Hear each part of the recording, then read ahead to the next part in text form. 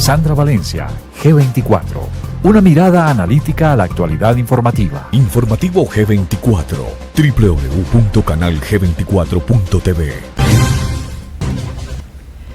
¿Cómo están, comunidad de analíticos del informativo G24? Irán no está tan lejos. Luego de el pasado análisis donde les contábamos sobre esos posibles riesgos, las tensiones que se iban a subir en algunos países a raíz de esta abatida al general Soleimani, el segundo general al mando de esa fuerza militar de los ayatolas, que además opera bajo una teocracia donde la religión bien juega un papel muy importante, pues hoy nos es un honor de verdad tener con nosotros a ese analista que queremos tanto, director de Seguridad y Defensa del Security College de Washington. Estamos con el coronel John Marulanda. Coronel, gracias por esta invitación, por aceptar esta invitación al informativo G24. Bienvenido. Sandra, muchas gracias por la invitación. Un gusto estar de nuevo con ustedes y aquí a sus órdenes. Pues con nuestra comunidad de analíticos que lo aprecia mucho, hemos querido indagar hoy sobre esa columna que usted escribió hace algunos días que se llama Irán no está tan lejos. ¿Por qué Irán no está tan lejos, coronel? Bueno, Irán ha sido tradicionalmente, por la geografía, un país distante. La cultura iraní, que es una cultura milenaria muy rica, ha estado muy presente en Europa, pero en América Latina llegó de refilón. Ahora bien, a partir de la creación de la OPEP, a partir de la creación de los países productores del petróleo, empiezan a contactarse dos países que son Irán y Venezuela, también México, como de los principales productores petroleros del mundo. Y esa relación se mantuvo relativamente distante, solamente utilitaria por aquello del petróleo, hasta cuando llega hacia el año 2000 Chávez al poder en Venezuela. En ese entonces ya habían sucedido que el gobierno apoyado por Estados Unidos del Shah Reza Pahlavi había sido derrotado por el ayatollah Khomeini, y Irán se había declarado un país revolucionario y anti-norteamericano. Había sucedido la toma de la embajada, los 444 días con los rehenes, el fracaso de Estados Unidos en el rescate de la operación Desert One, un gran fracaso de los Estados Unidos, todo esto, y se encuentran en ese momento Chávez con el presidente Ahmadinejad, que en el momento era el que fungía como presidente de Irán, y entre los dos nace un enamoramiento político muy fuerte. Es a partir de ahí que Venezuela se convierte en la cabeza de playa de Irán y de su subrogada organización terrorista, político terrorista, Hezbollah, el Partido de Dios, que se dice que es libanesa porque fue creada en Líbano durante la guerra civil, pero fue creada por Irán y que sigue siendo alimentada, entrenada y dirigida por Irán. Es a partir de esa fecha que se estrechan los lazos entre Irán y Venezuela. Chávez va una cantidad de veces a Irán, allá es aclamado como un héroe. Ahmadinejad viene a América Latina, empiezan a visitar los viajes, empiezan a expandir las delegaciones diplomáticas con el dinero, los petrodólares venezolanos, empieza a expandirse por toda América Latina la presencia de Irán y empiezan a crearse células de Hezbollah en todos los países de América Latina. Coronel, esa es en corto la historia. Sí, y es que recordamos mucho ese tema que usted menciona, el enamoramiento político, es verdad. Recuerdo de hecho que el pacto se llamaba algo así como Unidos por Siempre, Irán y Venezuela, y bueno, en fin, sí se vivió esa realidad muy de cerca, una alianza muy fuerte entre Irán y Venezuela mientras estuvo el gobierno de Ahmadinejad. Ahora usted habla, a partir de ese momento empiezan las células, lo que en seguridad hemisférica, en seguridad internacional, usted que es un experto le llaman también células dormidas. Usted señala, incluso en varios de los libros que ha escrito, porque usted es el autor de La Yihad en América Latina, un libro muy recomendado, que ahorita nos va a hablar de él, pues usted dice, hay células dormidas en diferentes países, y esto es lo que de alguna manera tiene en alerta, en atención a todos los expertos de seguridad hemisférica. ¿Qué podría pasar? Bueno, hay que recordar que el atentado terrorista más grande que ha sucedido en América Latina fue en el año 94 en contra de el AMIA, la Mutual Judía en Buenos Aires, y este atentado fue cometido por miembros de Hezbollah. 2 años antes, en el 92, había habido otro atentado terrorista en Buenos Aires en contra de la Embajada de Israel. Este atentado del AMIA disparó las alarmas en toda la región y se entendió, ya después, ya llegaría Chávez, ya Madina, se entendió que especialmente en Argentina y en Brasil existían células de Hezbollah que podrían adelantar un atentado terrorista de esa magnitud. Pero con el avance de Irán, estas células se interconectan con el narcotráfico y la decisión que toman es no adelantar más actividades armadas terroristas que llamen la atención y dedicarse a obtener recursos por parte de las redes del narcotráfico. Y es lo que están haciendo actualmente, como lo ha comprobado el Departamento del Tesoro de los Estados Unidos y las agencias de inteligencia norteamericanas y europeas. Hay células dormidas en todos estos países con 2 funciones básicas: células dormidas de Hezbollah, no tanto así de ISIS o del Daesh o de otras organizaciones. Y acuérdese usted que ISIS es suní, de origen suní, sí. Y acuérdese usted que Hezbollah es de origen chií. Entonces entre los dos no se quieren y aquí llegó primero Hezbollah. Hezbollah está dedicado a 2 cosas. Primero, a hacer inteligencia sobre blancos potenciales norteamericanos, israelíes o de sus intereses. Han sido descubiertos agentes observando el canal de Panamá, las embajadas de Israel en Lima. En México han venido reclutando muchachos. Hay un testimonio muy bueno de un joven que fue reclutado, enviado a Quds, y de allá tuvo que escaparse. Y en la segunda actividad que están haciendo es lavar dinero.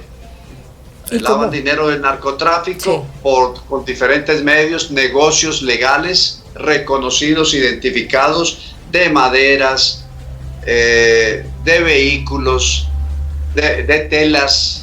Todos esos negocios están ayudando a lavar dinero del narcotráfico a través de bancos libaneses.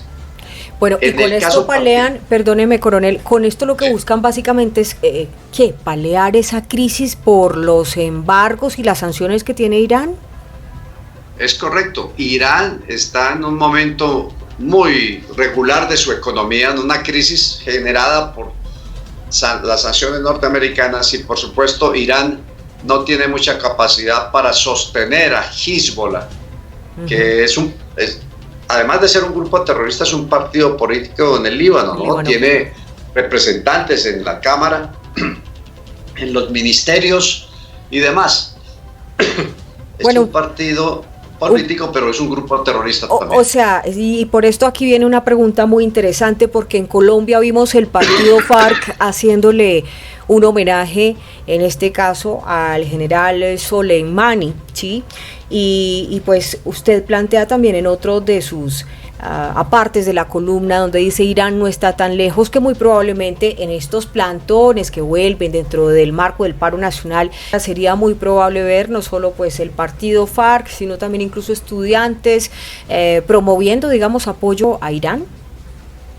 Sí, es muy probable que vamos a ver algunos de estos muchachos que protestan acusando a Estados Unidos o lamentándose por la muerte del general Si los vemos protestando justamente por la muerte del general Soleimani y lanzando esa voz a favor de los ayatolas, la pregunta sería, ¿qué lógica tiene cuando el régimen de los ayatolas, en este caso, pues es señalado también de desaparecer cerca de 1.500 manifestantes pacíficos, tanto dentro de Irán como incluso en Irak? Es así. Una de las probables elementos del análisis que concluyeron con este ataque a este general es de que Irán viene soportando desde hace casi un año una serie de protestas al interior de su país, de gente que está cansada de esta teocracia por la situación económica del país, por la represión que existe allá. Y lo que hemos visto aquí en América Latina y en Hong Kong y en París, pues se repitió en Teherán. y allá marcharon y han venido marchando, y la represión, de acuerdo a Human Rights Watch, ha dado cuenta de más de 1000 de estas personas que han sido desaparecidas o han sido asesinadas por los sistemas de seguridad del Estado de Irán. Bueno, y regresando entonces al tema de Colombia, ¿usted sí cree que de verdad aquí, además del partido FARC, se vayan a sumar estos muchachos estudiantes que salen durante los paros a decir apoyamos Irán, apoyamos los ayatolás? ¿Usted no cree que eso sería ya pasarse de la raya? Yo creo que más que apoyar a Irán o a Ayatollah o a los suníes o a los chiíes, sobre los cuales no hay mucha información, va a ser atacar a los Estados Unidos. Van a utilizar eso como un punto de apoyo para atacar a los Estados Unidos. Van a denunciar su imperialismo, su colonialismo, van a decir que son asesinos y homicidas. Es decir, todo el discurso que ya hemos oído en otras partes. Entre otras cosas, porque la semana pasada me llamaba mucho la atención un titular que decía que los analistas o algunos analistas estaban escandalizados por el ataque de Donald Trump, atención que estoy abriendo comillas, el ataque de Donald Trump al segundo general más importante de los ayatolás. Y pues si uno se pone a ver a profundidad los hechos, parece que no es un ataque, el tema es más bien una clara retaliación. Empezó esto desde el 27 de diciembre y fueron justamente los ayatolás quienes atacaron en una primera instancia tropas estadounidenses con la muerte de un contratista estadounidense, y luego fue escalando porque entonces le fue contestando uno y otro. Ahora, coronel, el tema es que la gente tiene miedo, por decirlo así, de una escalada, una posible situación de escalada que se pueda dar en estos países aliados. Usted, como experto en seguridad hemisférica, ¿qué cree que podría pasar? Sandra, yo veo muy difícil que vaya a haber un escalamiento, aunque no se puede descartar. Claro. Pero lo que estamos viendo es que el ataque retaliatorio de Irán con los famosos misiles, que es una potencia misilera, Irán, y es una potencia en construcción de drones, con los cuales han hecho unos ataques muy conocidos en septiembre del año pasado en contra de las instalaciones petroleras de Arabia Saudita. Y lo simpático, abro un paréntesis, es de que esa tecnología de drones iraní se está trasladando a Venezuela, ya que entre el gobierno venezolano y el gobierno iraní hay unos acuerdos de intercambio de tecnología, y junto con la Fuerza Aérea Venezolana los iraníes están construyendo drones en Venezuela, lo cual nos llama a pensar de que debemos estar muy alertas. Yo creo que en esta puja geoestratégica nadie quiere una guerra, ni Estados Unidos ni Irán, y lo han dicho. Y yo creo que la retaliación fue un quid pro quo que evidentemente le da las ventajas a Estados Unidos. Pero hasta el momento parece que los ayatolás están contentos con ese bombardeo, que no dio ninguna baja a los Estados Unidos, destrucciones materiales fáciles de reparar.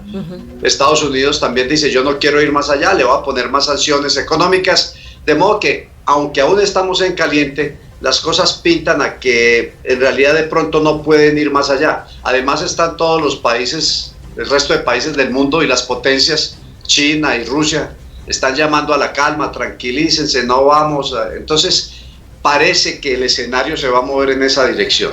Bueno, pues ojalá. En el caso de Colombia, pues escuchamos en algunas oportunidades al vicepresidente Mike Pence, a Mike Pompeo, también al mismo Craig Fowler, quien es el jefe del Comando Sur, que han hecho señalamientos de Hezbollah en la frontera de Colombia y Venezuela. ¿Usted cree que aquí Colombia, pues por supuesto, también está con la alerta máxima, o ve tranquilo al gobierno colombiano? Hasta el momento estamos tranquilos, no ha habido ninguna señal del gobierno que escale las alertas. Pero déjeme decirle que Colombia debe estar muy atento. Colombia ha sido el primer país en el cual se trató de crear una autonomía islámica, Guayú, en Maicao. Wow. Eso se intentó hacer con los indios Guayú.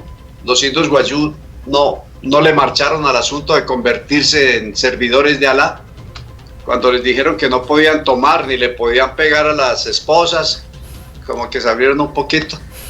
Sin embargo, Maicao, después de la triple frontera de Brasil, Paraguay y Argentina, es el segundo punto en donde hay mayor cantidad de libaneses, sirios palestinos y de estas nacionalidades, y es donde más se ha visto que se dedican a recoger dinero y enviarlo desde Maicao vía Venezuela para Líbano. Y Maicao es un punto estratégico importante para Colombia porque solamente a 20 kilómetros están parqueados los tanques del ejército venezolano, los tanques rusos que tiene Venezuela. Es un desierto y allá intentó crearse esa autonomía islámica. Este episodio está narrado en el libro El Palestino, del periodista y novelista español Salas. Bueno, y a propósito, en su libro La Yihad en América Latina, usted habla de Brasil. Usted estuvo en ese momento en sala de crisis con otros expertos mundiales, militares, analizando la situación porque había una fuerte amenaza de la yihad. ¿Cómo siguen esas células dormidas, pero de estos otros estamentos, en este caso de la yihad, en los países de América Latina? ¿Podrían unirse en este caso a Hezbollah para generar terror? Estamos mirando panoramas de una manera analítica. ¿Usted qué cree? Bueno, lo que usted narra, Sandra, fue durante los Olímpicos de Río de Janeiro. Allá fue donde me interesé mucho más por el tema porque nos tocó lidiar con unas situaciones un poquito complejas. Evidentemente, y como lo narro en el libro, me va a permitir mostrarle la carátula del libro. Claro. No sé Es si muy lo están recomendado. viendo ahí. Se está viendo perfecto y está muy recomendado. Bueno. La Yihad en América Latina, del coronel John Marulanda. Cuéntenos. Ahí se documenta la presencia y la actividad de células de Hezbollah en todos los países de América Latina, desde México, pasando por Centroamérica, el Caribe y toda Sudamérica. Estas células, por supuesto, están interconectadas porque obedecen a la organización de Hezbollah, que a su vez obedece las estructuras y las instrucciones de la Guardia Republicana y del Quds de Irán. De modo que podría pensarse que en escalar el conflicto, como Irán solamente puede enfrentar a Estados Unidos con un tipo de guerra asimétrica, una guerra híbrida, podría pensarse que estas células podrían activarse y ya que han llevado casi 20 años analizando potenciales blancos, podrían entrar a actuar, intentando hacer atentados en contra de personajes norteamericanos, embajadas norteamericanas o israelitas, negocios norteamericanos o israelitas principal, aunque no únicamente. Bueno, pues coronel, todo este panorama que usted nos da de verdad nos amplía muchísimo las perspectivas, especialmente porque yo creo que si uno tiene conocimiento de varios puntos, pues puede estar más tranquilo o por lo menos mejor preparado, el autocuidado. Por eso en nuestro próximo programa también vamos a estar hablando sobre esos tipos de seguridad que están evolucionando en los diferentes países y vamos a estar para ese capítulo con Arturo Grandón, director del Security College. Coronel Marulanda es el director de Seguridad Hemisféricas y Seguridad Geopolítica del Security College de Washington y hoy, de verdad, coronel, queremos agradecerle estos minutos para el informativo G24. No, Sandra, muchas gracias de nuevo por la invitación, es un gusto compartir con ustedes. Yo quisiera hacer esta breve aclaración. Sí. No es que en Colombia o en América Latina no aceptemos el islamismo como religión. Claro. Tiene pleno derecho, constitucionalmente es legal. Tenemos aquí mezquitas, tenemos gente que profesa la religión islámica, que es gente de paz, es buena gente. Sí. Hay muchos de ellos. No se trata de atacar el islamismo per se, se trata de prevenir la presencia del islamismo extremista, que es el que ha generado todos estos problemas. Además, América Latina es el baluarte del cristianismo. Hasta papa tenemos. Entonces es muy difícil que una confesión como la islámica se aposente definitivamente de esta región. Yo no veo probable que cambiemos a Jesucristo por Alá, pero sí tenemos que entender que hay otras confesiones religiosas que hay que respetar y en eso no hay ningún problema. El problema es cuando esa religión es el motor de asesinatos, secuestros, actos terroristas y demás. Ahí es donde los especialistas estamos muy alertas.